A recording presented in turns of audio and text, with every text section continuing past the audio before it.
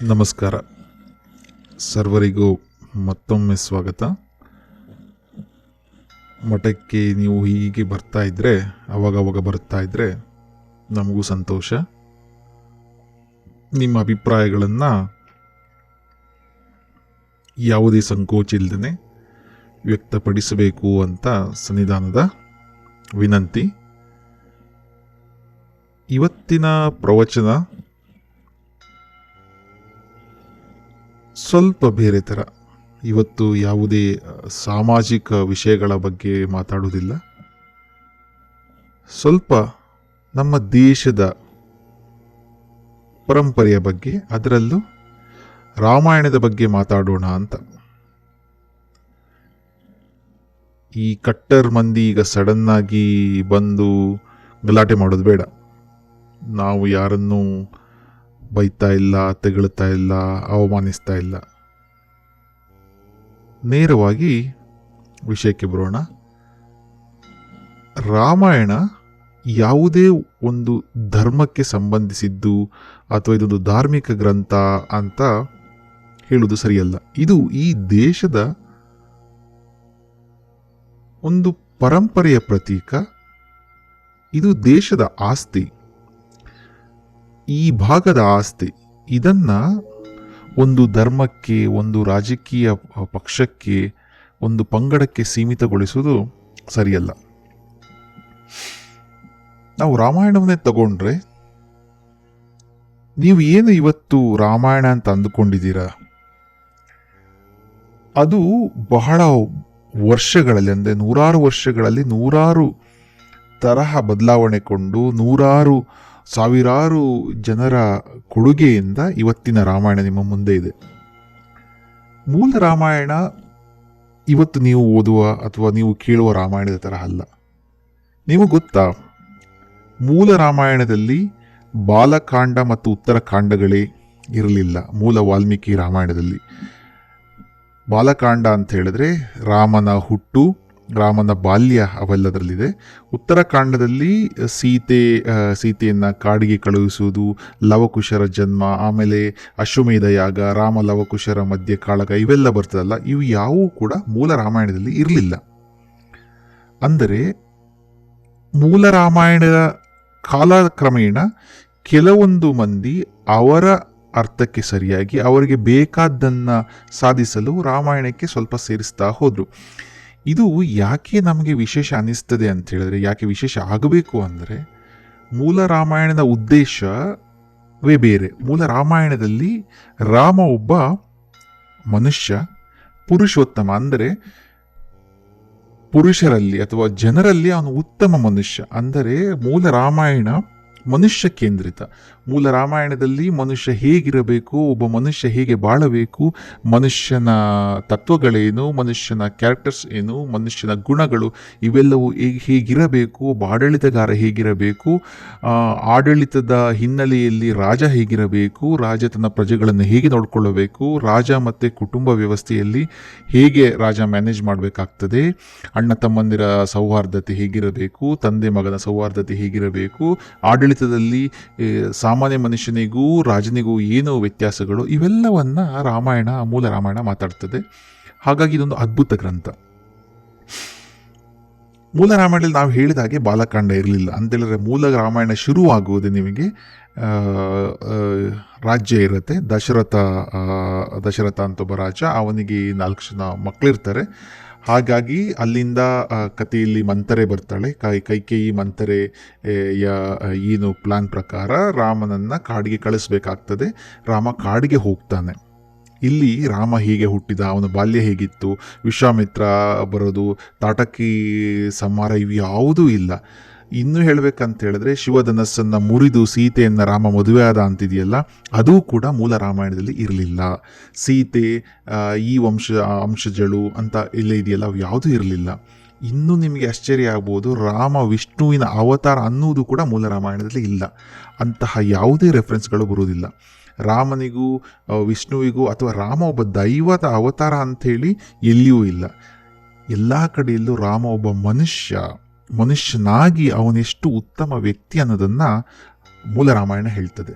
ಎಷ್ಟು ಅದ್ಭುತ ಗ್ರಂಥ ಗೊತ್ತಾ. ನೀವು ಈ ದೃಷ್ಟಿಯಿಂದ ನೀವು ರಾಮಾಯಣ ನೋಡಿದರೆ ನಿಮಗೆ ರಾಮಾಯಣದ ಬಗ್ಗೆ ಇರುವ ಗೌರವ ಕೋಟಿ ಪಟ್ಟು ಹೆಚ್ಚುತ್ತದೆ. ಯಾಕಂದರೆ ರಾಮನನ್ನ ಒಬ್ಬ ದೇವರಾಗಿ ನೀವು ನೋಡಿದರೆ ಇದೆಲ್ಲ ದೇವರು ಮಾಡಿದ ಅಂತ ಆಗ್ಬಿಡುತ್ತೆ. ಅವಾಗ ಏನಾಗುತ್ತಂದರೆ ರಾಮ ಮಾಡಿದ ಕಾರ್ಯಗಳಿಗೆ ತೂಕ ಕಮ್ಮಿ ಆಗುತ್ತೆ. ಅದೇ ರಾಮ ಒಬ್ಬ ಮನುಷ್ಯನಾಗಿ ನೀವು ನೋಡಿದರೆ ನಿಮಗೆ ರಾಮನ ಪಾತ್ರದ ಬಗ್ಗೆ, ರಾಮನ ಬಗ್ಗೆ ಇರ್ತಕ್ಕಂಥ ಗೌರವ ಈಗಿರುವುದಕ್ಕಿಂತ ಬಿಲಿಯನ್ ಪಟ್ಟು ಜಾಸ್ತಿ ಆಗ್ತದೆ. ಇದೇ ಈ ಪ್ರವಚನ ಉದ್ದೇಶ. ಮೂಲ ರಾಮಾಯಣದ ಉದ್ದೇಶ ಏನಿತ್ತು ಅದನ್ನೇ ನಾವು ಹೇಳಲಿಕ್ಕೆ ಪ್ರಯತ್ನ ಪಡ್ತಾ ಇರೋದು. ಮೂಲ ರಾಮಾಯಣದ ಉದ್ದೇಶ ರಾಮ ಒಬ್ಬ ಪುರುಷನಾಗಿ, ಒಬ್ಬ ಮನುಷ್ಯನಾಗಿ ಹೇಗೆ ಒಬ್ಬ ಅದ್ಭುತ ವ್ಯಕ್ತಿ ಆದ, ಆ ಅದ್ಭುತ ವ್ಯಕ್ತಿ ಆಗಲು ಏನೇನು ಗುಣಗಳನ್ನು ರಾಮ ಹೊಂದಿದ್ದ, ಆ ಗುಣಗಳನ್ನು ನೀವು ಯಾಕೆ ಬೆಳೆಸಿಕೊಳ್ಳಬೇಕು ಅನ್ನೋದನ್ನು ಮೂಲ ರಾಮಾಯಣ ಭಾಳ ಚೆಂದಾಗಿ ಹೇಳಿದೆ.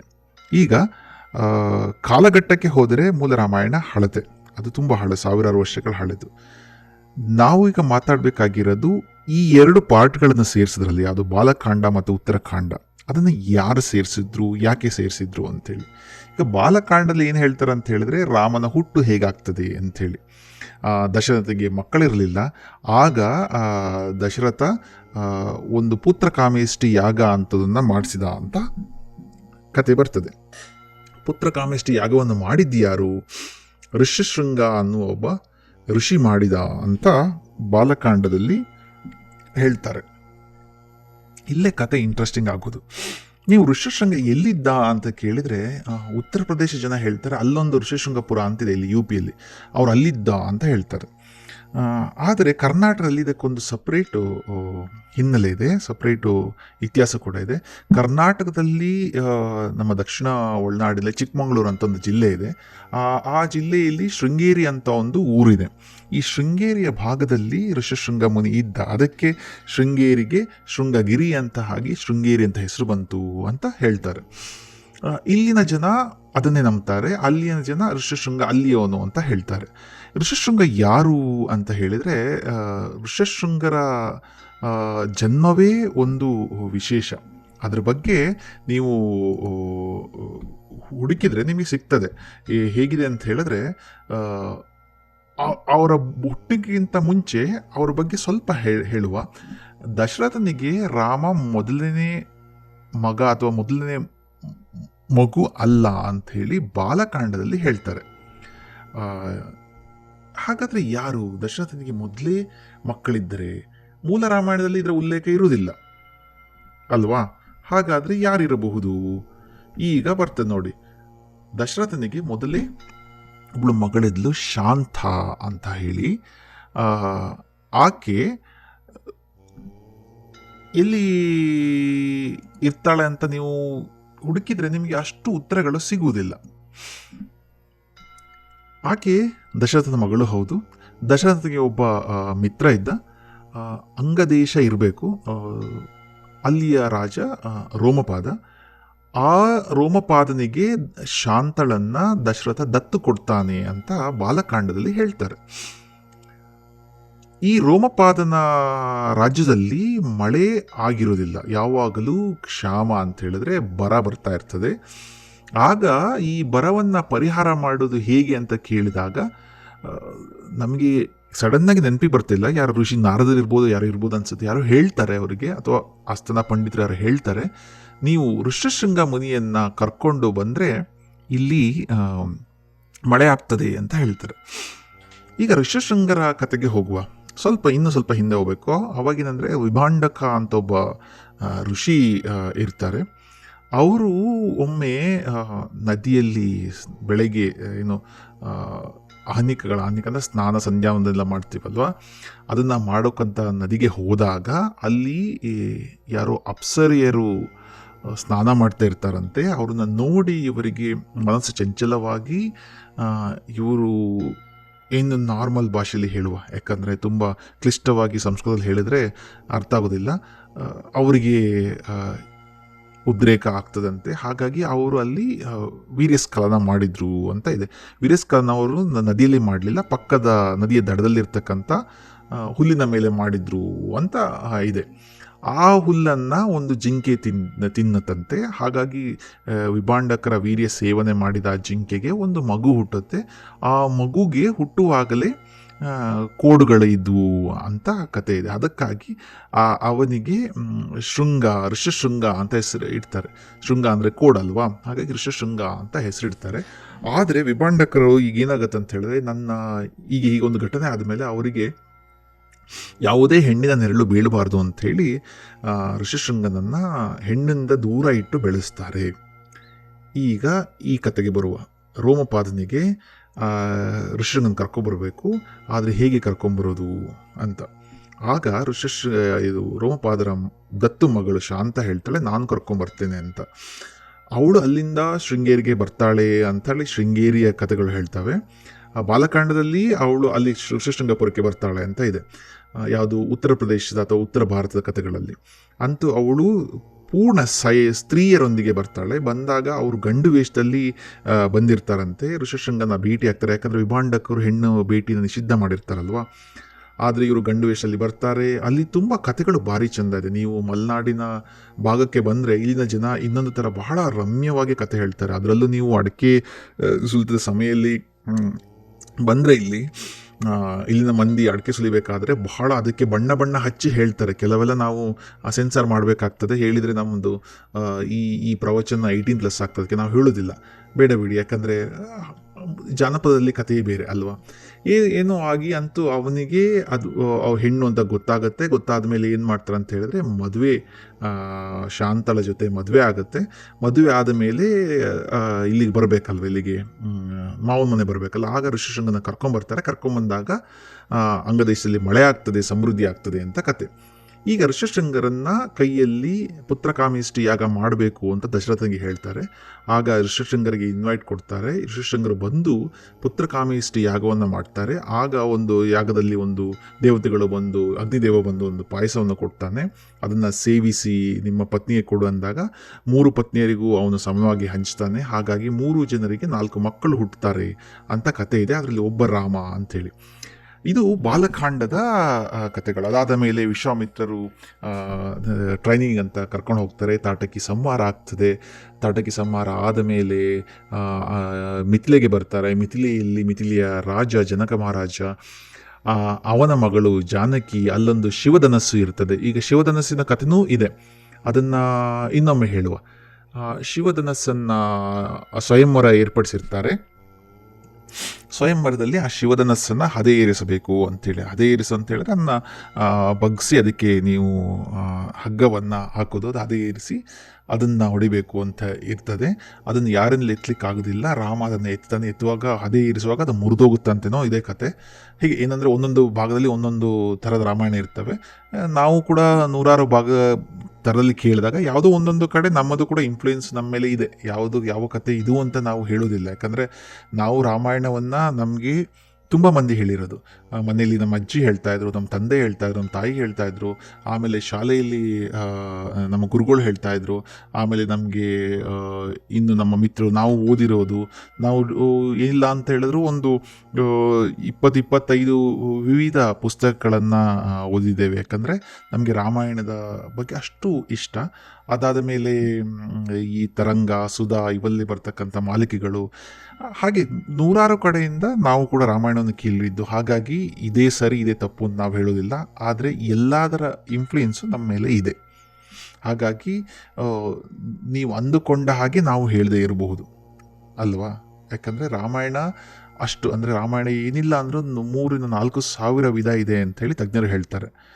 ಜೈನ ರಾಮಾಯಣದಲ್ಲಿ ರಾವಣನನ್ನು ಸೀತೆ ಸಾಯಿಸ್ತಾಳೆ, ಹಾಗೆ ಇದೆ. ಅಂದರೆ ಅಷ್ಟು ವಿಭಿನ್ನ ರಾಮಾಯಣಗಳು ಈ ಮಣ್ಣಿನಲ್ಲಿದೆ. ಅದಕ್ಕೆ ಹೇಳೋದು ರಾಮಾಯಣ ಅನ್ನುವುದು ಒಂದು ಧರ್ಮಕ್ಕೆ ಸೀಮಿತ ಅಲ್ಲ, ಅದು ಈ ಪರಂಪರೆಯ, ಈ ಸಂಸ್ಕೃತಿಯ, ಈ ದೇಶದ ಒಂದು ಅದ್ಭುತ ಆಸ್ತಿ. ನಾವೆಲ್ಲಿದ್ದು ಶಿವಧನಸ್ಸನ್ನು ಮುರಿದು ಸೀತೆಯನ್ನು ಮದುವೆ ಆಗಿ ರಾಮ ಬರ್ತಾನೆ ಅಂತ ಇದೆ ಅಲ್ವಾ. ಇವೆಲ್ಲವೂ ಕೂಡ ಮೂಲ ರಾಮಾಯಣದಲ್ಲಿ ಇವು ಯಾವ ಉಲ್ಲೇಖವೂ ಇಲ್ಲ. ಇನ್ನು ಉಳಿದ ರಾಮಾಯಣದ ಕಥೆ ನಿಮಗೆ ಗೊತ್ತು. ದಶರಥ ಏನು ಪತ್ನಿ ಪ್ರೇಮಕ್ಕೆ ಒಳಗಾಗಿ ಅವಳಿಗೆ ಕೊಟ್ಟ ಭಾಷೆಯಂತೆ ಅಥವಾ ಅವಳಿಗೆ ಕೊಟ್ಟ ಮಾತಿನಂತೆ ರಾಮನನ್ನು ಕಾಡಿಗೆ ಕಳಿಸ್ತಾನೆ. ರಾಮ ಕಾಡಿಗೆ ಹೋಗ್ತಾನೆ, ಜೊತೆ ಲಕ್ಷ್ಮಣ ಹೋಗ್ತಾನೆ. ಹೋದಾಗ ಅಲ್ಲಿ ಸುಮಾರು ಇನ್ಸಿಡೆಂಟ್ಗಳಾಗ್ತವೆ. ಆದರೆ ಇಲ್ಲಿ ಬಹುಮುಖ್ಯ ಇನ್ಸಿಡೆಂಟ್ ಬಗ್ಗೆ ಹೇಳಬೇಕು. ಅದು ಭರತ ವಾಪಸ್ ಬರ್ತಾನೆ. ಯಾಕಂದರೆ ಅವಾಗ ಭರತ ಅವ್ರ ಅಜ್ಜನ ಮನೇಲಿ ಇರ್ತಾನೆ. ಯಾವುದು, ರಾಮನನ್ನು ಕಾಡಿಗೆ ಕಳಿಸುವ ಘಟನೆ ನಡೆಯುವಾಗ ಅವನ ಅಜ್ಜನ ಮನೆಯಿಂದ ವಾಪಸ್ ಬಂದಾಗ ಅವನಿಗೆ ಗೊತ್ತಾಗ್ತದೆ ರಾಮ ಕಾಡಿಗೆ ಹೊರಟಿದ್ದಾನೆ ಅಂತೇಳಿ. ಭರತನಿಗೆ ಇದನ್ನು ಅರಗಿಸ್ಕೊಳ್ಳೋಕ್ಕಾಗೋದಿಲ್ಲ. ಅವನೇನು ಮಾಡ್ತಾನೆ ಅಂತ ಹೇಳಿದ್ರೆ ರಾಮನ ಹತ್ರ ಹೋಗ್ಬಿಟ್ಟು ನೀನು ವಾಪಸ್ ಬಾ ಅಂತಾನೆ. ಆಗ ರಾಮ ನಾನು ವಾಪಸ್ ಬರಲಿಕ್ಕಾಗೋದಿಲ್ಲ, ಯಾಕಂದರೆ ನಾನು ಮಾತು ಕೊಟ್ಟಿದ್ದೇನೆ, ನಾನು ಹೋಗಲೇಬೇಕು, 14 ವರ್ಷ ಮುಗಿಸಿ ಬರ್ತೇನೆ ಅಂತೇಳಿ. ಆಗ ಭರತ, ಇಲ್ಲ ನಾನು ರಾಜ ಆಗ್ಲಿಕ್ಕಾಗೋದಿಲ್ಲ, ನಿನ್ನ ಚಪ್ಪಲಿನ ಕೊಡು, ಅದನ್ನು ಇಟ್ಟು ನಾನು ಆಳ್ವಿಕೆ ಮಾಡ್ತೇನೆ ಅಂಥೇಳಿ ಕೇಳ್ಕೊತಾನೆ. ಇಲ್ಲಿ ರಾಮ ಅವನ ಪಾಲಕಿಯನ್ನು ಕೊಡ್ತಾನೆ. ಆದರೆ ಇಲ್ಲಿ ಒಂದು ನಾವು ಗಮನಿಸಬೇಕಾಗಿರ್ತಕ್ಕಂಥದ್ದು, ಇದು ರಾಮಾಯಣದ ಬಹುಮುಖ್ಯ ಭಾಗ ಕೂಡ. ಇಲ್ಲಿ ರಾಮ ಏನು ಮಾಡ್ತಾನೆ ಅಂತ ಹೇಳಿದ್ರೆ ಭರತನ ಕೂರಿಸ್ಕೊಂಡು ರಾಜ್ಯವನ್ನು ಹೇಗೆ ಆಳುದು ಅಂತ ಹೇಳ್ಕೊಡ್ತಾನೆ. ಇದು ಪ್ರತಿಯೊಬ್ಬರು ಅರಿಯಬೇಕಾಗಿದ್ದು. ಅದರಲ್ಲಿ ಇವತ್ತು ರಾಮಾಯಣ ಇಟ್ಕೊಂಡು ರಾಜಕೀಯ ಮಾಡಿ ದೊಂಬಿ ಮಾಡ್ತಾರಲ್ಲ ರಾಜಕೀಯ ಪಕ್ಷಗಳು, ಅವರು ಅರಿಯಬೇಕು. ರಾಮ ಇಲ್ಲಿ ಒಂದು ಅಮೂಲ್ಯ ರಾಜಕೀಯ ಪಾಠವನ್ನು ಭರತನಿಗೆ ಮಾಡ್ತಾನೆ. ಅದರಲ್ಲಿ ಏನೇನು ಬರುತ್ತೆ ಗೊತ್ತಾ ನಿಮಗೆ? ತೆರಿಗೆಯನ್ನು ಹೇಗೆ ಕಲೆಕ್ಟ್ ಮಾಡಬೇಕು ಅಂತ ಹೇಳ್ತಾನೆ. ನಾವು ಓದಿರೋ ಪ್ರಕಾರ 6ನೇ 1 ಭಾಗ ಅಂತ ಹೇಳಿದ್ರೆ ಲೆಸ್ ದೆನ್ 20% ತೆರಿಗೆ ಹಾಕಬೇಕು ಅಂತಲೇ ಹೇಳ್ತಾನೆ ಅವನು ರಾಮ. ಅಂದರೆ ಅಷ್ಟರಲ್ಲಿ ತೆರಿಗೆ ಮಾಡಬೇಕು, ಯಾರಿಗೆ ತೆರಿಗೆ ಹಾಕಬಾರ್ದು, ಯಾರಿಗೆ ತೆರಿಗೆ ಹಾಕಬೇಕು, ತೆರಿಗೆ ಹಾಕುವಾಗ ಅಕಸ್ಮಾತ್ ಕ್ಷಾಮ ಬಂದರೆ ತೆರಿಗೆಯನ್ನು ಯಾಕೆ ನಿಲ್ಲಿಸಬೇಕು ಅಂತ. ನೀವು ಯಾವತ್ತಾದರೂ ಭಾರತದಲ್ಲಿ ಅಥವಾ ಇವತ್ತಿನ ನೀವು ಇದರಲ್ಲಿ ತೆರಿಗೆ ನಿಲ್ಲಿಸಿದ್ದು ನೋಡಿದ್ದೀರಾ? ಕೊರೋನಾ ಬಂದಾಗ ತೆರಿಗೆ ಕಟ್ ಮಾಡಿ ನೋಡಿದ್ದೀರಾ? ಅಥವಾ ಈಗ ಬರ ಬಂದಾಗ ಕಟ್ ಮಾಡಿ ನೋಡಿದ್ದೀರಾ? ಇಲ್ಲ ಅಲ್ವಾ? ಆದರೆ ರಾಮ ಅದನ್ನೆಲ್ಲ ಹೇಳ್ತಾನೆ, ಹೇಗೆ ಯಾವ ಟೈಮಲ್ಲಿ ತೆರಿಗೆ ಹಾಕಬೇಕು, ಯಾವ ಉದ್ಯೋಗಕ್ಕೆ ತೆರಿಗೆ ಹಾಕಬೇಕು. ಅದು ಮಾತ್ರ ಅಲ್ಲ, ನ್ಯಾಯ ಹೇಗೆ ಕೊಡಬೇಕು, ಒಬ್ಬ ರಾಜನಾಗಿ ಅವನ ಕರ್ತವ್ಯಗಳೇನು, ರಾಜ ಎಷ್ಟೊತ್ತಿಗೆ ಹೇಳ್ಬೇಕು, ಎಲ್ಲವನ್ನೂ ಕೂಡ ರಾಮ ಭರತನಿಗೆ ಹೇಳ್ತಾನೆ.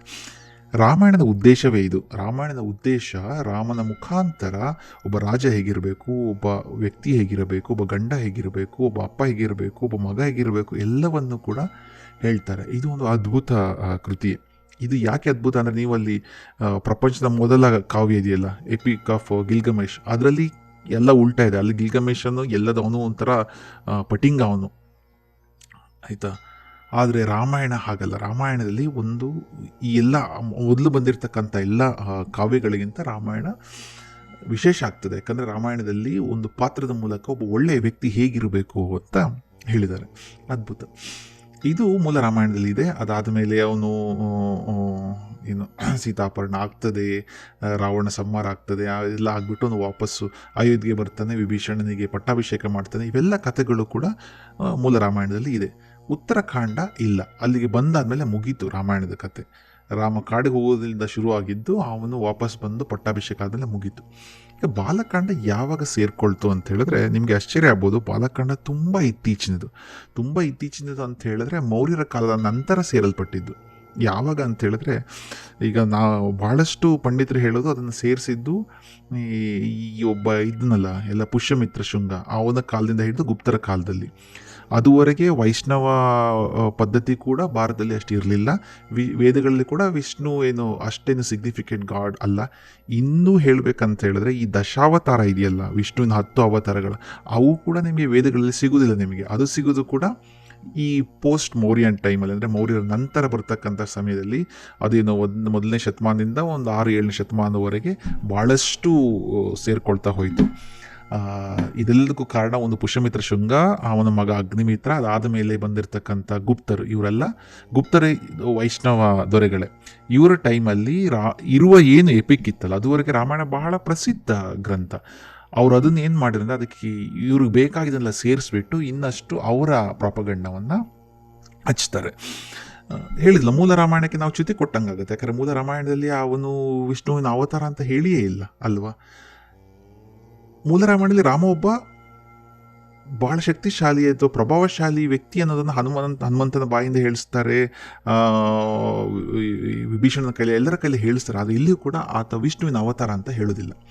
ಅದೇ ಇಲ್ಲಿ ಏನು ಮಾಡ್ತಾರೆ ಅಂತ ಹೇಳಿದ್ರೆ ಅವನು ವಿಷ್ಣುವಿನ ಅವತಾರ ಅಂತ ಮಾಡ್ತಾರೆ. ಈಗ ದಶಾವತಾರಕ್ಕೆ ಬಂದರೂ ಕೂಡ ದಶಾವತಾರದ ಎಲ್ಲ ಇದು ಕೂಡ ಸೇರಿಕೊಂಡಿದ್ದು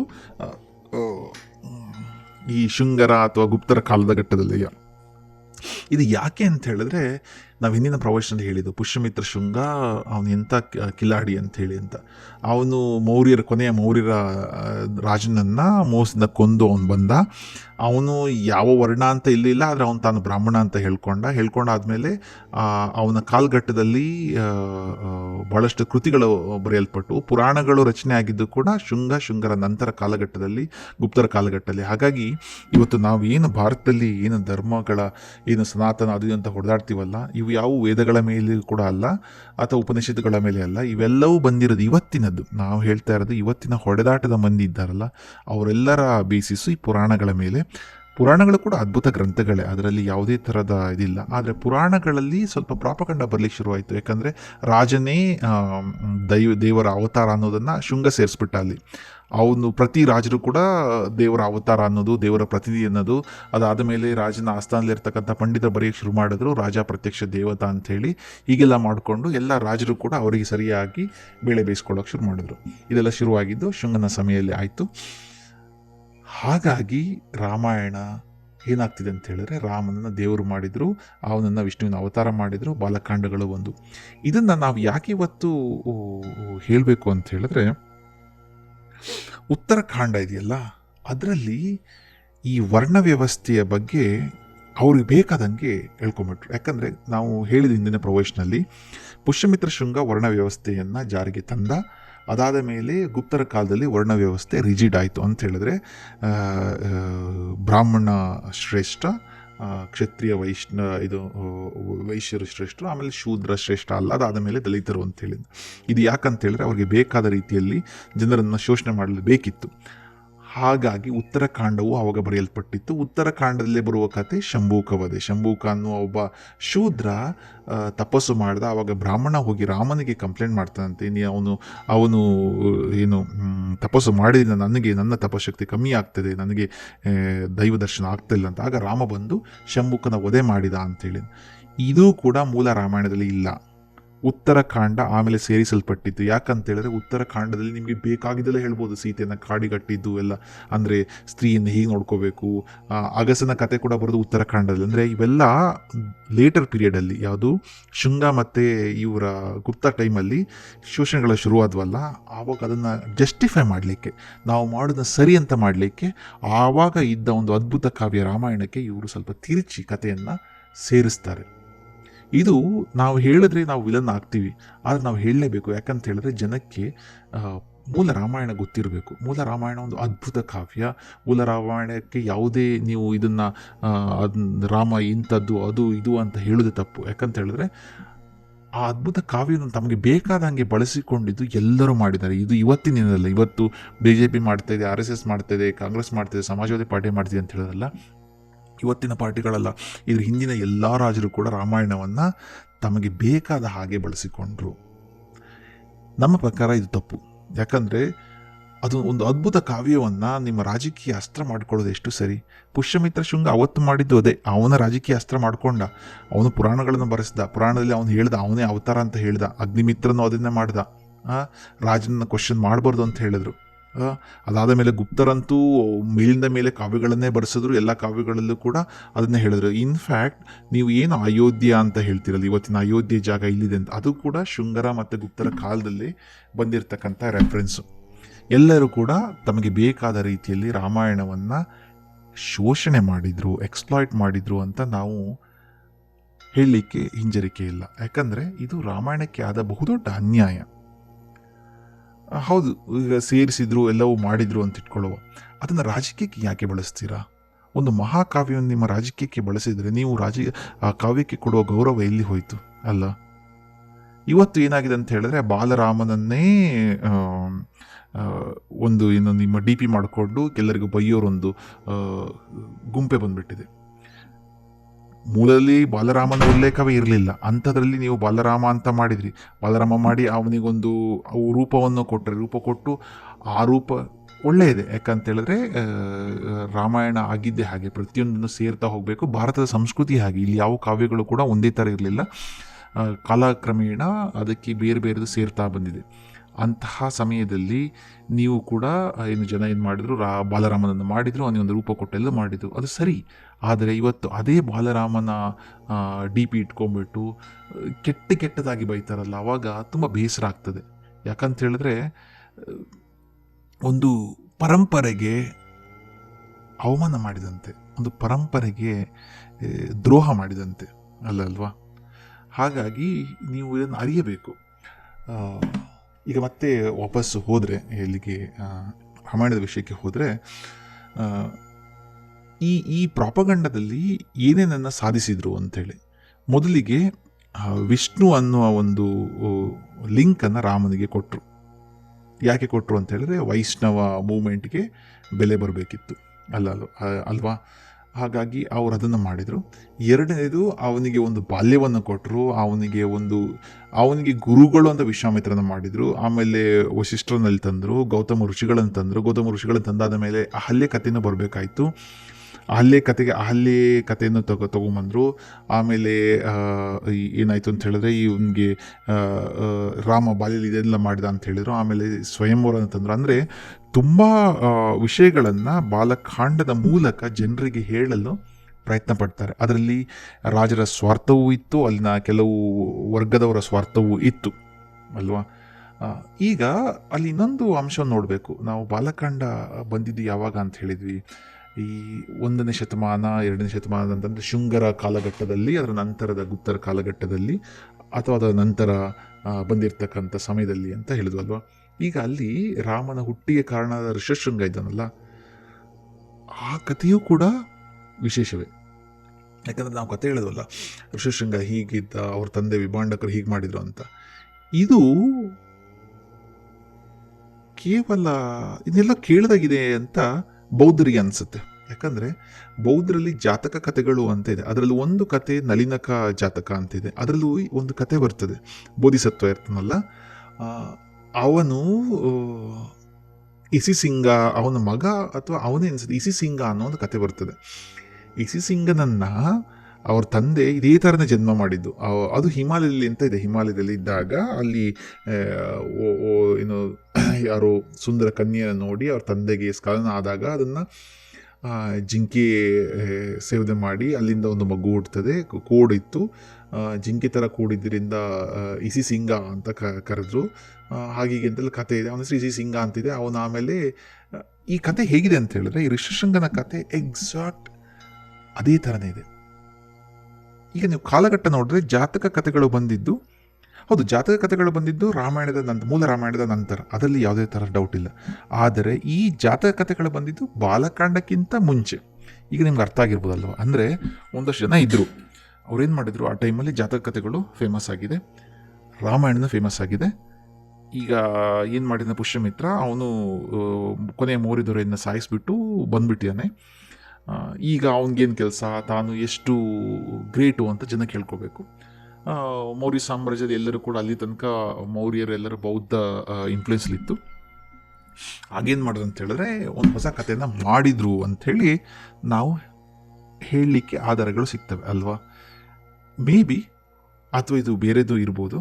ಈ ಇಸಿಸಿಂಗನ ಕಥೆಯನ್ನೇ ಸ್ವಲ್ಪ ಬದಲಾಯಿಸಿ ಇವರು ಋಷಶೃಂಗ ಅಂತ ಕತೆ ಮಾಡಿ ಅದನ್ನು ರಾಮಾಯಣಕ್ಕೆ ತಳುಕು ಹಾಕಿರ್ಬೋದಾ ಪ್ರಶ್ನೆ ನಿಮಗೆ. ಯಾಕಂತ ಹೇಳಿದ್ರೆ ಎರಡರಲ್ಲೂ ಕೂಡ ಯಾವುದು ಮುಂಚೆ ಬಂತು ಯಾವುದು ಆಮೇಲೆ ಬಂತು ಅಂತ ನೋಡಿದರೆ, ರಾಮಾಯಣ ಮುಂಚೆ ಬಂದಿದ್ದು ಹೌದು. ರಾಮಾಯಣ ಜಾತಕ ಕಥೆಗಳಿಗಿಂತ ಮುಂಚೆ ಯಾವುದು ಮೂಲ ರಾಮಾಯಣ, ಅಥವಾ ಅದೇ ಕಾಲಘಟ್ಟದಲ್ಲಿ ಬಂದಿರ್ಬೋದು. ಕೆಲವು ತಜ್ಞರು ಹೇಳ್ತಾರೆ ಜಾತಕ ಕಥೆಗಳಿಂದಲೇ ರಾಮಾಯಣ ಬಂತು ಅಂತೇಳಿ, ಇದ್ರೂ ಇರ್ಬೋದು, ಗೊತ್ತಿಲ್ಲ, ಅದೇನೇ ಇರಲಿ. ಆದರೆ ಬಾಲಕಾಂಡ ಮಾತ್ರ ಬಂದಿದ್ದು ಜಾತಕ ಕಥೆಗಳ ನಂತರವೇ, ಅದರಲ್ಲಿ ಯಾವುದೇ ಥರ ಅನುಮಾನ ಇಲ್ಲ. ಯಾಕಂತ ಹೇಳಿದ್ರೆ ಬಾಲಕಾಂಡ ಹುಟ್ಟಿದ್ದೆ ಶುಂಗ ಗುಪ್ತ ಆ ಸಮಯದಲ್ಲಿ. ಹಾಗಾಗಿ ಯಾವುದೇ ಥರದ ಅನುಮಾನಗಳು ಇಲ್ಲ. ಅಂದರೆ ಜನ ತಮ್ಮ ಒಂದಷ್ಟು ದೊರೆಗಳು, ಒಂದಷ್ಟು ಆಳುವ ಮಂದಿ ತಮಗೆ ಬೇಕಾದ ಹಾಗೆ ಕಥೆಗಳನ್ನು ತಿರುಚಿದ್ರು ಅಲ್ವಾ. ಅದನ್ನ ಇವತ್ತಿನವರು ಮಾಡ್ತಾ ಇದ್ದಾರೆ. ಇವತ್ತು ನಿಮಗೆ ಆಶ್ಚರ್ಯ ಆಗ್ಬೋದು, ಇವತ್ತು ಇಂಟರ್ನೆಟ್ಟಲ್ಲಿ ಇದರಿಂದ ಜನ ನಂಬ್ತಾ ಇಲ್ಲ, ಆದರೆ ಕೆಲವರು ನಂಬ್ತಾರೆ. ಯಾರೋ ಒಬ್ಬ ಹೇಳ್ದ, ಅಲ್ಲಿ ಯಾರೋ ಗುಜರಾತಿನ ಯಾರೋ ಒಬ್ಬ, ಅವನೇ ವಿಷ್ಣು ಅವತಾರ ಅಂತ ಹೇಳ್ದ. ಇನ್ನೊಬ್ಬ ಯಾರೋ ಮೋದಿಜಿ ವಿಷ್ಣುವಿನ ಅವತಾರ ಅಂತ ಯಾರೋ ಹೇಳಿದ್ರು. ಇನ್ನೊಬ್ಬ ಯಾನೋ ಹೇಳ್ತಾನೋ, ಯಾನೋ ಇದನ್ನಿಲ್ಲಿ ಆಂಧ್ರದಲ್ಲೊಬ್ಬ, ಅವನೇ ಕಲ್ಕಿ ಅಂತ ಒಬ್ಬ ಹೇಳ್ತಾವನೆ. ಇನ್ನೊಬ್ಬ ನಾನೇ ಆ ಅವತಾರ ಈ ಅವತಾರ ಅಂತ. ಇವತ್ತು ಅವರೆಲ್ಲ ಕಾಮಿಡಿ ಪೀಸ್ ಆಗ್ತಾರೆ. ಯಾಕಂತೇಳಿ ಜನಕ್ಕೆ ಮಾಹಿತಿ ಇದೆ, ಜನ ಪ್ರಶ್ನೆ ಮಾಡ್ತಾರೆ. ಆದರೆ ಅವತ್ತಿನ ಕಾಲಘಟ್ಟದಲ್ಲಿ ಪ್ರಶ್ನೆ ಮಾಡಿದವರು ತಲೆ ಕಡಿತಾ ಇದ್ರು ಅಲ್ವಾ. ಶುಂಗ ಅಂತೂ ತುಂಬ ಕ್ರೂರಿ ಇದ್ದ. ಎಷ್ಟು ಕ್ರೂರಿ ಅಂತ ಹೇಳಿದ್ರೆ ಅವನು ಎಲ್ಲ ಬೌದ್ಧ ಪಂಡಿತರ ತಲೆ ಕಡ್ದ ಅಂತ ಕಥೆಗಳು ಹೇಳ್ತವೆ. ಅಷ್ಟು ಕ್ರೂರಿದ್ದ. ಗುಪ್ತರಂತೂ ಅವರು ಅಂತರ್ವರ್ಣ ವಿವಾಹವನ್ನೇ ಬ್ಯಾನ್ ಮಾಡಿದರು. ಆಮೇಲೆ ಅಲ್ಲಿ ವರ್ಣ ಪದ್ಧತಿ ಸ್ಟ್ರಿಕ್ಟ್ ಮಾಡಿದ್ರು ಅಂತ ಹೇಳಿದ್ರೆ ಅಕಸ್ಮಾತ್ ವರ್ಣಗಳ ಮಧ್ಯೆ ಸಂಬಂಧ ಏರ್ಪಟ್ಟರೆ ಆ ಮಕ್ಕಳಿಗೆ ಯಾವುದೇ ಹಕ್ಕು ಇಲ್ಲದಂಗೆ ಮಾಡಿದರು. ಅವ್ರನ್ನ ಚಾಂಡಾಲರು ಅಂತ ಕರೆದ್ರು. ಹೀಗೆ ತುಂಬ ಎಲ್ಲ ಮಾಡಿದರು ಅಲ್ವಾ. ಹೀಗೆ ಜನ ಅವರಿಗೆ ಬೇಕಾದ ಹಾಗೆ, ಜನ ಅಂದರೆ ಮಾಮೂಲಿ ಜನಕ್ಕೆ ಯಾವತ್ತೂ ಕೂಡ ಧರ್ಮಗಳನ್ನ ಬದಲಾಯಿಸುವ ಅಧಿಕಾರ ಇರಲಿಲ್ಲ, ಕತೆಗಳನ್ನ ಇವೆಲ್ಲವೂ ಮಾಡಿದ್ದು ಮೇಲ್ವರ್ಗದವರು ಅಂತ ಹೇಳಿದ್ರೆ ಈ ರಾಜರು, ಆಮೇಲೆ ರಾಜರ ಆಸ್ಥಾನಯುತ ಪಂಡಿತರು, ಹೆಚ್ಚಾಗಿ ರಾಜರು. ಯಾಕಂದರೆ ಅವ್ರು ಅಂದ್ಕೊಂಡಂಗೆ ಆಗೋದು. ಅವರು ಕಿವಿ ಊದಲಿಕ್ಕೆ ಒಂದಷ್ಟು ಜನ ಈ ವಿದ್ವಾಂಸರು ಇರ್ತಾಯಿದ್ರು, ಆಸ್ಥಾನ ವಿದ್ವಾಂಸರು ಅಂತ, ಅವರು ಕಿವಿ ಊದ್ತಾಯಿದ್ರು. ಅಲ್ಲಿಂದ ಹೀಗಾಯಿತು. ಹಾಗಾಗಿ ಅದರ ಪರಿಣಾಮ ಏನು ಗೊತ್ತಾ, ಇವತ್ತು ತುಂಬ ಜನ ರಾಮಾಯಣವನ್ನು ಕೆಲವರು ಮಂದಿ ದ್ವೇಷಿಸ್ತಾರೆ, ಅಯ್ಯೋ ನನಗೆ ರಾಮಾಯಣ ಬೇಡ ಅಂತ. ಇನ್ನು ಕೆಲವರು ಈಗ ಅನ್ಯ ಧರ್ಮದವರು ಹೇಳಿದ್ರೆ ಅವರು ರಾಮನನ್ನು ಒಪ್ಪಲಿಕ್ಕೆ ರೆಡಿ ಇಲ್ಲ, ಅವನನ್ನೊಬ್ಬ ದೇವರು ಅಂತ. ಆದರೆ ಸತ್ಯನೇ ಬೇರೆ ಇದೆ. ಮೂಲ ರಾಮಾಯಣ ಇದೆಯಲ್ಲ, ಅದು ಯಾವ ಧರ್ಮಕ್ಕೂ ಸಂಬಂಧಿಸಿದಲ್ಲ. ಅಲ್ಲಿ ರಾಮ ದೇವರು ಅಂತಲೇ ಹೇಳಿಲ್ಲ, ರಾಮ ಒಬ್ಬ ಮರ್ಯಾದೆ, ರಾಮ ಮನುಷ್ಯ. ಇದೇ ಭಾರತದ ಬ್ಯೂಟಿ ಕಣ್ರಿ. ಭಾರತದಲ್ಲಿ ಏನು ಗೊತ್ತಾ, ಇಲ್ಲಿ ಪ್ರತಿಯೊಂದು ಕಾಲಘಟ್ಟದಲ್ಲಿ ಅಂದರೆ ಪ್ರತಿಯೊಂದು ಏನು ಕಾವ್ಯವನ್ನು ತಗೊಂಡ್ರೆ ಅದು ಮನುಷ್ಯ ಹೇಗಿರಬೇಕು ಅಂತ ಹೇಳ್ತದೆ. ಇದು ಭಾರತ ಮಾತ್ರ ಅಲ್ಲ, ಎಲ್ಲ ಕಡೆಯಲ್ಲೂ ಇದಕ್ಕೋಸ್ಕರದೇ ಬಂದಿರತಕ್ಕಂಥದ್ದು. ಈಗ ನೀವು ಪಂಚತಂತ್ರ ತಗೊಂಡ್ರೆ, ಪಂಚತಂತ್ರ ಹುಟ್ಟಿದ್ದೇ ಮಕ್ಕಳಿಗೆ ಬುದ್ಧಿ ಹೇಳಲು, ಹೇಗೆ ಬದುಕ್ಬೋದು, ಯಾವ ಥರ ಇರಬೇಕು ಅಂಥೇಳಿ. ಅದೇ ಥರನೇ ಈ ಎಲ್ಲ ಕಾವ್ಯಗಳು ಕೂಡ ಜನರಿಗೆ ಪಾಠ ಹೇಳಲಿಕ್ಕಿರೋದು. ಆದರೆ ರಾಜಕೀಯದವರು ಅದನ್ನು ದೇವ್ರ ಬಣ್ಣ ಹಚ್ಚಿದ್ರು, ಧರ್ಮದ ಬಣ್ಣ ಹಚ್ಚಿ ಇವತ್ತು ಅದನ್ನು ಪಾಠ ಆಗಲಿ ತಗೊಳ್ಳಿಕ್ಕೆ ಬಿಡ್ತಾನೆ ಇಲ್ಲ. ಯಾಕಂತೇಳಿದ್ರೆ ನಿಮಗೆ ಆಶ್ಚರ್ಯ ನಿಮಗೆ ಗೊತ್ತಿರ್ಬೋದು, ಒಬ್ಬ ವ್ಯಕ್ತಿ ನಿಮಗೆ ಏನಾರು ಹೇಳಿದ ಅಂತ ಹೇಳಿದ್ರೆ ನೀವು ಕೇಳ್ತೀರಿ. ಉದಾಹರಣೆ ಗುರುಗಳು ಹೇಳಿರಂತ ಸಡನ್ನಾಗಿ ನೀವು ಅದನ್ನು ದೇವರು ಮಾಡಿಬಿಟ್ರೆ ನೀವು ಅದನ್ನು ಕೇಳೋದಲ್ಲ, ಅದನ್ನು ಜಸ್ಟ್ ಪೂಜೆ ಮಾಡ್ಲಿಕ್ಕೆ ಶುರು ಮಾಡ್ತೀರಿ. ಪೂಜೆ ಮಾಡಿದ ಕೂಡ ನೀವು ಪಾಲಿಸ್ತೀರಿ ಅಂತಲ್ಲ, ಅದೇ ನೀವು ಕೇಳಿದರೆ ಅದನ್ನೊಂದು ಟೀಚಿಂಗ್ ಅಂತ ತಗೊಂಡ್ರೆ ನೀವು ಪಾಲಿಸ್ತೀರಿ. ಇದೇ ಇವತ್ತು ಎಲ್ಲ ಧರ್ಮಗ್ರಂಥಗಳ ವಿಷಯ ಆಗಿರೋದು. ಮಹಾಭಾರತ ಕೂಡ ಅದೇ ಆಗಿರೋದು. ಮಹಾಭಾರತನೂ ಕೂಡ ಒಂದು ಒಂದು ಪಾಠ ಆಗಿ ತಗೊಳ್ಳೋದೇ ಅದೊಂದು ಧರ್ಮಗ್ರಂಥ ಅಂತ ಮಾಡ್ತೀವಿ ಅಲ್ವಾ. ಅದೇ ಭಾರತಕ್ಕೂ ಬೇರೆ ಜಾಗಕ್ಕೂ ಇರುವಂತಹ ಏನು ವ್ಯತ್ಯಾಸ. ಈಗ ನೀವು ಕುರಾನ್ ತಗೊಂಡ್ರೆ ಅದು ಧರ್ಮಗ್ರಂಥ, ಅದು ಯಾಕಂದರೆ ಅದು ಇರೋದು. ಆದರೆ ಭಾರತದಲ್ಲಿ ನಾವು ಧರ್ಮಗ್ರಂಥ ಅಂತ ಇಲ್ಲ. ನಾವು ಧರ್ಮಗ್ರಂಥ ಅಂತ ಹೇಳಿದ್ರೆ ತಪ್ಪಾಗ್ತದೆ. ಭಾರತದಲ್ಲಿ ಇರ್ತಕ್ಕಂಥದ್ದು ಏನಂತಂದರೆ ಮನುಷ್ಯ ಬದುಕಲಿಕ್ಕೆ ಈ ಮಣ್ಣಿನಲ್ಲಿ ಹೇಗೆ ಇರಬೇಕು ಅಂತ ಯಾರು ಹೇಳೋದಿಲ್ಲ. ಇರಬೇಕು ಅಂತ ಅದೊಂದು ಇದನ್ನು ಹೇಳೋದಿಲ್ಲ. ಏನು ಇದರ ಬ್ಯೂಟಿ ಗೊತ್ತು, ನಮ್ಮ ಭಾರತದಲ್ಲಿ ನೀವು ಹಿಂಗೆ ಇರಿ ಅಂತ ಯಾವ ಗ್ರಂಥಗಳು ಹೇಳೋದಿಲ್ಲ. ಅದರ ಬದಲು ಹೀಗೆ ಇದ್ದವ್ರಿಗೆ ಹೀಗಿರ್ತಾರೆ ಅಂತ. ರಾಮಂತರ ನೀವು ಇರಿ ಅಂಥೇಳಿ ಎಲ್ಲಿಯೂ ವಾಲ್ಮೀಕಿ ಹೇಳೋದಿಲ್ಲ. ಆದರೆ ರಾಮನ ಕತೆ ನೀವು ಓದಿದಾಗ ನಿಮಗೆ ಒಂದು ಅದ್ಭುತ ಅನ್ನಿಸ್ತದೆ. ಈ ಥರ ನಾವು ಇದ್ದರೆ ಎಷ್ಟು ಚೆಂದ ಇರ್ತದೆ. ನಾವು ಈ ಥರ ಸುಳ್ಳನ್ನು ಹೇಳದೆ, ನಾವು ಇದನ್ನು ಈ ಥರ ಮೋಸವನ್ನು ಮಾಡದೆ ತಾಳ್ಮೆಯಿಂದ ಇದ್ದರೆ, ಈ ಥರ ನಮಗೂ ಒಬ್ಬ ರಾಜ ಇದ್ದರೆ, ನಮಗೂ ಒಬ್ಬ ಅಣ್ಣ ಇದ್ದರೆ ಎಂತೆಲ್ಲ ಅನಿಸ್ತದೆ. ಇನ್ನು ಸೀತೆ ವಿಷಯಕ್ಕೆ ಬಂದರೆ ಕೂಡ ಕೆಲವು ಕಡೆ ಹೇಳ್ತಾರೆ ಅದು ಸೀತೆಯನ್ನು ಅವನು ಅಗ್ನಿ ಪರೀಕ್ಷೆ ಮಾಡಬಾರ್ದಿತ್ತು, ಅದೆಲ್ಲ ಅವೆಲ್ಲ ವಾದಗಳು ಇರುವುದು. ಯಾಕಂತ ಹೇಳಿದ್ರೆ ಒಂದೊಂದು ಕಥೆಯಲ್ಲಿ ಒಂದೊಂದು ಆ್ಯಂಗಲಲ್ಲಿ ನಾವು ನೋಡ್ತೇವೆ. ಅದ್ರ ಬಗ್ಗೆ ನಾವು ಚರ್ಚೆ ಮಾಡೋದಿಲ್ಲ ಇವತ್ತು. ನಮ್ಮ ಚರ್ಚೆ ಏನಿದೆ ಅಂತ ಹೇಳಿದ್ರೆ ಒಂದು ಮಹಾಕಾವ್ಯವನ್ನು ಹೇಗೆ ಎಲ್ಲರೂ ಶೋಷಣೆ ಮಾಡಿದರು ಅಂಥೇಳಿ. ಅದು ಪುಷ್ಯಮಿತ್ರ ಮಾತ್ರ ಅಲ್ಲ ಬಿಡಿ, ಅವನ ಬಗ್ಗೆ ಎಷ್ಟು ಹೇಳಿದರೂ ಅವನನ್ನು ನಾವು ದೂಷಿಸಲ್ಲ. ಯಾಕಂತ ಹೇಳಿದ್ರೆ ಮೌರ್ಯರ ಕಾಲಘಟ್ಟದಲ್ಲಿ ಕೊನೆಯ ರಾಜ, ಈಗ ಈ ಕೃಷ್ಣದೇವರ ಕಾಲದಲ್ಲಿ ರಾಮರಾಯರು ಇದ್ರಲ್ಲ, ಅದೇ ಥರನೇ ಅವನು ಕೊನೆಯ ರಾಜ ಭದ್ರಬಾಹು ಅನಿಸುತ್ತೆ, ವೀಕ್ ಆಗಿದ್ದ, ಏನು ಮಾಡ್ತಾ ಇದ್ದ. ಹಾಗಾಗಿ ಅವನು ಪುಷ್ಯಮಿತ್ರ ಆಡಳಿತಕ್ಕೆ ಬಂದ. ಪುಷ್ಯಮಿತ್ರ ಅಂತ ಅಗ್ನಿಮಿತ್ರ ಚೆನ್ನಾಗಿ ಆಳಿದಾರೆ, ಇಲ್ಲ ಅಂತಲ್ಲ. ಆದರೆ ಆಮೇಲೆ ಸೋತ್ಕೊಂಡು ಹೋದರು, ಬೇರೆಯವ್ರು ಬಂದರು, ಗುಪ್ತರು ಅದನ್ನು ಧರ್ಮವನ್ನು ಬಹಳ ಚೆನ್ನಾಗಿ ಬಳಸಿದರು. ಆ್ಯಕ್ಚುಲಿ ಇಡೀ ವಿಶ್ವದಲ್ಲಿ ಧರ್ಮವನ್ನು ಬಳಸಿ ರಾಜ್ಯ ಆಳ್ಬೋದು ಅಂತ ಮೊದಲ ಬಾರಿಗೆ ತೋರಿಸಿದ ಗುಪ್ತರು ಅಂದರೆ ಅದರಲ್ಲಿ ಯಾವುದೇ ಉತ್ಪ್ರೇಕ್ಷೆ ಇಲ್ಲ ಅಂತ ಅನಿಸುತ್ತೆ.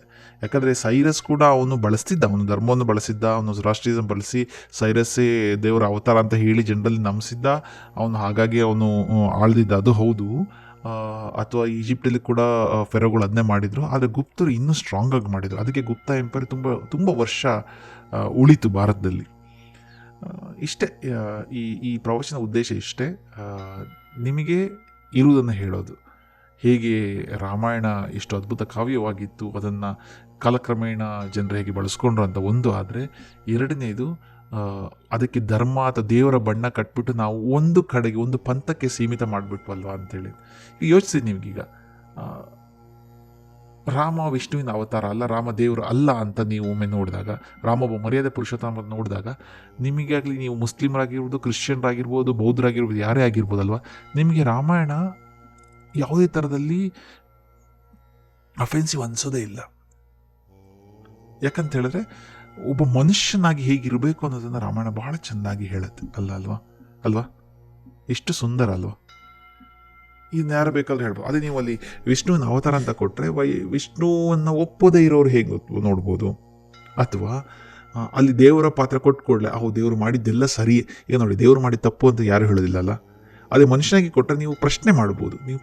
ರಾಮ ಅದನ್ನು ಮಾಡಿದ್ದು ಸರಿಯೇ, ರಾಮ ಮಾಡಿದ್ದು ತಪ್ಪೇ, ರಾಮ ಹೀಗೆ ಮಾಡ್ಬೋದಿತ್ತ, ರಾಮ ಹಾಗೆ ಮಾಡ್ಬೋದಿತ್ತ ಅಂತ ನೀವು ಒಂದು ಸಾರಿ ಅದನ್ನು ದೇವರು ಮಾಡಿಬಿಟ್ರೆ ನೀವು ಯೋಚನೆ ಮಾಡಲಿಕ್ಕಾಗಲ್ಲ, ನೀವು ಪ್ರಶ್ನೆ ಮಾಡಲಿಕ್ಕಾಗೋದಿಲ್ಲ. ಇದೇ ರಾಜಕೀಯ ಅನ್ನೋದು. ನೀವು ಒಮ್ಮೆ ಒಬ್ಬ ವ್ಯಕ್ತಿಯನ್ನು ಅಥವಾ ಒಂದು ಕ್ಯಾರೆಕ್ಟರನ್ನು ದೇವರ ಸ್ಥಾನಕ್ಕೆ ಕೂರಿಸ್ಬಿಟ್ರೆ ಪ್ರಶ್ನೆ ಮಾಡಲಿಕ್ಕೆ ಆಗೋದಿಲ್ಲ. ಯಾಕಂದರೆ ದೇವರು ಪ್ರಶ್ನಾತೀತ ಅನ್ನೋ ನಂಬಿಕೆ ಎಲ್ಲ ಧರ್ಮದಲ್ಲೂ ಇದೆ ಅಲ್ವಾ? ಹಾಗಾಗಿ ಮೂಲ ರಾಮಾಯಣಕ್ಕೆ ಗೌರವ ಕೊಡೋಣ, ಅದರ ಬಗ್ಗೆ ಹೆಚ್ಚು ಅರಿಯೋಣ. ನೀವು ಮೂಲ ರಾಮಾಯಣ ಪ್ರತಿಗಳು ಬೇಕಾದರೆ ಇದೆ, ಆನ್ಲೈನ್ ತುಂಬ ಇದೆ, ನೀವು ನೋಡ್ಬೋದು. ಕನ್ನಡದಲ್ಲೂ ಇದೆ, ಪ್ರತಿಯೊಬ್ಬರು ಬರ್ತಿದ್ದಾರೆ, ಎಲ್ಲ ಕಡೆಯಲ್ಲೂ ಸಿಗ್ತದೆ. ರಾಜಕೀಯದ ರಾಮಾಯಣಗಳನ್ನು ಸೈಡ್ ಇಡುವ, ರಾಜಕೀಯದವರು ಹೇಳುವ ರಾಮಾಯಣವನ್ನು ಕೂಡ ನಾವು ಕೇಳೋದು ಬೇಡ. ಈಗ ರಾಜಕೀಯದವರು ನಿಮ್ಗೆ ಏನೋ ಹೇಳ್ತಾರೆ, ರಾಮ ಅದು ಹೇಳ್ದ, ಇದು ಹೇಳ್ದ, ನಾವು ರಾಮನ ಅನ್ಯಾಯಿಗಳು, ನಾವು ರಾಮನ ಹೆಸರಿನಲ್ಲಿದ್ದೇವೆ, ಅದಕ್ಕೆ ನಿಮಗೆ ನಾವು ಹೊಡಿತೇವೆ, ನೀವು ಅದನ್ನು ತಿನ್ನಬಾರ್ದು, ನೀವು ಇದನ್ನು ತಿನ್ನಬಾರ್ದು, ನೀವು ಅದು ಹಾಗಿರಬೇಕು, ನೀವು ಹೀಗಿರಬೇಕು, ನೀವು ಜೈ ಶ್ರೀರಾಮ ಬೇಕು ಅಂತ ಹೇಳಿ. ನಿಮಗೆ ಆಶ್ಚರ್ಯ ಆಗ್ಬೋದು, ಪೂರ್ತಿ ರಾಮಾಯಣದಲ್ಲಿ ಎಲ್ಲಿಯೂ ರಾಮ ನನಗೆ ಜೈಕಾರ ಹಾಕಿ ಅಂತ ಹೇಳಿಲ್ಲ, ಎಲ್ಲಿಯೂ ರಾಮ ನನ್ನನ್ನು ಪೂಜೆ ಮಾಡಿ ಅಂತ ಹೇಳಿಲ್ಲ, ಎಲ್ಲಿಯೂ ರಾಮ ನನ್ನ ಹೆಸರಲ್ಲಿ ಹೊಡೆದಾಡಿ ಅಂತ ಹೇಳಿಲ್ಲ. ರಾಮ ಹಿಂಸೆಯನ್ನೇ ದೂರ ಇಟ್ಟವ. ಈಗ ನೀವು ಅನ್ನಿಸ್ಬೋದು, ರಾಮ ಅಷ್ಟು ಶೂರ ಆದರೆ ಅವನು ಅವತ್ತೇ ದಶರಥನ ಕೂಡ ಸಾಯಿಸ್ಬೋದಾಗಿತ್ತಲ್ವ, ಅಥವಾ ನಾನು ಹೋಗುದಿಲ್ಲ ಅಂತ ಹೇಳ್ಬೋದಿತ್ತಲ್ವ. ಆದರೆ ರಾಮ ಅದಲ್ಲ. ರಾಮ ಏನು ಅಂತ ಹೇಳಿದ್ರೆ, ರಾಮ ಒಬ್ಬ ಅದ್ಭುತ ವ್ಯಕ್ತಿ. ಅವನು ಮನುಷ್ಯರಲ್ಲಿ ಪರಮಶ್ರೇಷ್ಠ ಅವನು. ಅದಕ್ಕೆ ಆ ತತ್ವವನ್ನು ನಾವು ಅರಿಯಬೇಕು, ಅದನ್ನು ನಾವು ತಿಳಿಬೇಕು. ಅದು ಬಿಟ್ಟುಕೊಂಡು ಇವ್ರು ಹೇಳ್ತಾರಲ್ಲ, ನಾವು ಅದು ಹೇಳಬೇಕು. ಇವತ್ತು ಬೇಸರ ಆಗತ್ತೆ ರೀ, ತುಂಬ ಬೇಸರ ಆಗತ್ತೆ. ರಾಮನ ಹೆಸರಲ್ಲಿ ಇಷ್ಟೆಲ್ಲ ಮಾಡ್ತಾರಲ್ಲ, ರಾಮನ ಹೆಸರಲ್ಲಿ ದೊಂಬಿ ಮಾಡ್ತಾರೆ, ರಾಮನ ಹೆಸರಲ್ಲಿ ಹೊಡಿತಾರೆ, ಬಡಿತಾರೆ, ಇವೆಲ್ಲ ಬೇಕಾ? ಅದಕ್ಕಿಂತ ಹೆಚ್ಚಾಗಿ ನಮಗೆ ಏನು ಗೊತ್ತಾ, ಈ ರಾಮನ, ಅದರಲ್ಲೂ ಬಾಲರಾಮನ ಫೋಟೋನ ಇಟ್ಕೊಂಡ್ಬಿಟ್ಟು ಕೆಟ್ಟದಾಗಿ ಮಾತಾಡ್ತಾರಲ್ಲ ಇಂಟರ್ನೆಟ್ಟಲ್ಲಿ, ಅವರು ನೋಡಿದಾಗ ಅಯ್ಯೋ ಅನಿಸುತ್ತೆ. ಯಾಕೆ ಹೀಗೆ? ಇವೆಲ್ಲ ಈ ಸಮಾಜದ ಬಹಳ ದೊಡ್ಡ ಸಮಸ್ಯೆ ಅಂತ ನಮ್ಗೆ ಅನಿಸ್ತದೆ. ಇವರೆಲ್ಲ ಯಾಕೆ ಹೀಗೆ, ನಾವ್ಯಾಕೆ ಹಾಗಿಲ್ಲ ಅಂತ ನಮಗೂ ಅನಿಸ್ತದೆ. ಯಾಕಂದರೆ ಈಗ ನಮ್ಗೆ ಯಾರಿಗಾರ ಬೈಬೇಕಾದ ಗೊತ್ತಿಲ್ಲ, ನಮ್ಗೆ ಯಾಕೆ ಹೀಗೆ ಅನಿಸ್ತದೆ ಗೊತ್ತಿಲ್ಲ. ಯಾರಿಗಾರ ಬೈಬೇಕಾದಾಗ ನಮ್ಗೆ ಕೆಟ್ಟ ಪದಗಳು ಬರುವುದಿಲ್ಲ, ಒಂದು. ಎರಡನೇದು, ಯಾಕೆ ಬೈಬೇಕು ಅಂತ ಅನಿಸ್ತದೆ ನಮಗೆ ಅಸಹ್ಯವಾಗಿ. ಅದರಲ್ಲೂ ಗೊತ್ತಿಲ್ಲದ ವ್ಯಕ್ತಿಗಳ ಬಗ್ಗೆ. ಈಗ ಇಂಟರ್ನೆಟಲ್ಲಿ ನಾವು ಹೋಗ್ಬಿಟ್ಟು ಯಾರಿಗೋ ಒಬ್ಬರಿಗೆ ಅವರ ತಾಯಿ, ತಂಗಿ ಇವರನ್ನೆಲ್ಲ ಬೈಯೋದಿದೆಯಲ್ಲ, ಅಸಹ್ಯ ಆಗ್ತದೆ. ಅದರಲ್ಲೂ ದೇವರ ಫೋಟೋ ಇಟ್ಕೊಂಡು ಮಾಡೋದಂತೂ ಸಾಧ್ಯವೇ ಇಲ್ಲ, ನಮ್ಮಿಂದಂತೂ ಸಾಧ್ಯವಿಲ್ಲ. ರಾಮ ಅಂತೂ ಆಗೋದಿಲ್ಲ. ಯಾಕಂದರೆ ರಾಮ ನಮಗೆ ಈ ಭಾರತದ ಮಣ್ಣಿನ ಒಂದು ಅದ್ಭುತ ಪಾತ್ರ, ಅದ್ಭುತ ವ್ಯಕ್ತಿ. ಅವನ ಹೆಸರಿನಲ್ಲಿ ರಾಜಕೀಯ ಬೇಡ, ಅವನ ಹೆಸರಿನಲ್ಲಿ ತಮ್ಮ ಪ್ರಾಪಗಂಡಗಳನ್ನು ಹರಿದಾಡೋದು ಬೇಡ. ಈಗ ನಮ್ಮ ಮಾತು ಕೂಡ ಪ್ರಾಪಗಂಡ ನಿಮ್ಗೆ ಅನಿಸಿದ್ರೆ ಖಂಡಿತ ಹೇಳಿ, ಯಾಕಂದರೆ ನಾವು ಕೂಡ ಯಾವುದೇ ಥರದ ಪ್ರಾಪಗಂಡ ಮಾಡಲಿಕ್ಕೆ ಬಂದಿಲ್ಲ. ನಮಗೇನು ಜನರಿಗೆ ನಮಗೇನು ಗೊತ್ತಿದೆ ಅಂತ ಹೇಳೋದು. ನಾವು ಅಂದ್ಕೊಂಡಿದ್ದೇವೆ ನಾವು ಮಾತಾಡಿದ್ದು ಯಾರಿಗೂ ಅಫೆಂಡ್ ಆಗಿಲ್ಲ ಅಂತ. ಯಾಕಂದರೆ ನಾವೆಲ್ಲೂ ಕೂಡ ಯಾರಿಗೂ ದ್ವೇಷ ಮಾಡಲಿಕ್ಕೆ ಹೋಗಿಲ್ಲ. ಅಕಸ್ಮಾತ್ ಯಾರಿಗಾರು ಅಫೆಂಡ್ ಆಗಿದ್ದರೆ ಕ್ಷಮೆ ಇರಲಿ. ಯಾಕಂದರೆ ಒಂದೊಂದು ಸಾರಿ ಇದನ್ನು ಹೇಳಬೇಕಾದಾಗ ಕೆಲವರಿಗೆ ಸತ್ಯ ಕಹಿ ಅನ್ನಿಸ್ತದೆ. ಇನ್ನೊಮ್ಮೆ ಸಿಗೋಣ. ಧನ್ಯವಾದಗಳು.